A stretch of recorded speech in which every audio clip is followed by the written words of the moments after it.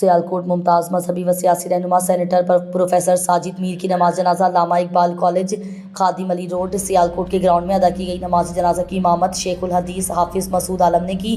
نماز جنازہ میں مختلف سیاسی، مذہبی، سماجی رہنماؤں اور شہریوں نے بڑی تعداد میں شرکت کی۔ اس موقع پر وزیر دفاع خواجہ آصف، وفاقی وزیر احسن اقبال، سابق MNA ارمغان سبحانی، مولانا اسد محمود، علامہ ابتسام الہی ظہیر، سینیٹر عبدالغفور حیدری، مولانا احمد لدھیانوی، امیر جماعت اسلامی سراج الحق، علامہ عظیم الدین لکھوی، ڈاکٹر حماد لکھوی اور عمر ڈار سمیت دیگر اہم شخصیات موجود تھیں۔